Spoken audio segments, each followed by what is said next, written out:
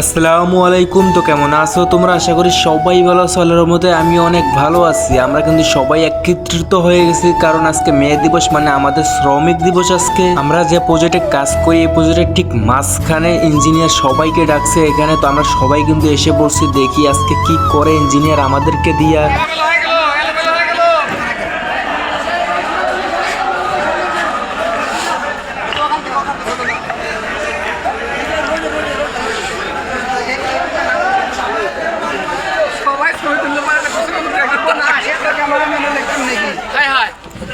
সব ক্যামেরাম্যান হইলে পারতো হইলো না।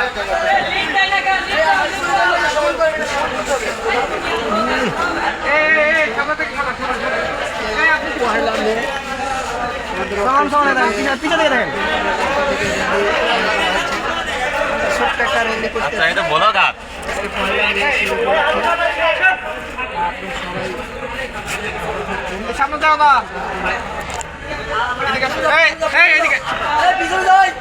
পিছাও পিছাও।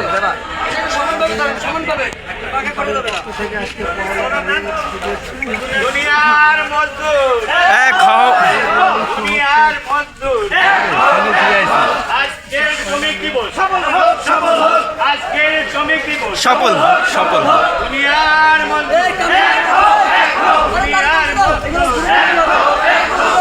দিবস সফল হোক, সফল হোক। আজকের শ্রমিক দিবস সফল হোক, সফল হোক। এই শেষ করে দেন।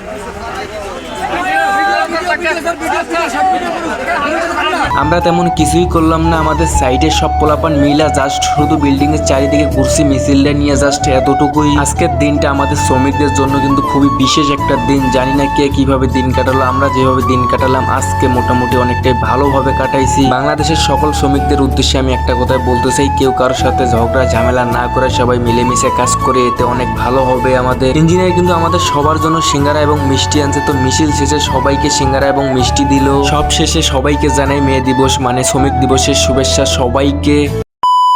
আজকে আমাদের বাইরের মাসা প্লাস্টার করার কথা ছিল, কিন্তু কন্ট্রাক্টর এসে বললো যে তোমরা বাইরের মাসার কাজ বন্ধ রাখো, আজকে আপাতত গাঁথনি করো ভিতরে। আমাদের এক হেল্পার কিন্তু অলরেডি বালু প্রায় বানা শেষ করে ফেলছে, আর একজন কিন্তু ইট এনে দিতেছে, আর আমি ইট ঢালাইতেছি মাসার উপরে। আর মাসা থেকে আমার এক ভাগিনা ইট ধরে ধরে রাখতেছে। আর মাসাটা কিন্তু আজকে দিছি, মানে হেল্পাররা যতক্ষণে বালু বানাইছে ঠিক ততক্ষণে আমরা দুই মিস্ত্রি মিলে কিন্তু মাসাটি দিয়ে ফেলছি। তো মাসার মধ্যে কিন্তু ভালো পরিমাণে ইট নিছি, আর কিছু ইট নিয়ে কিন্তু আমরা গাঁথনি শুরু করব।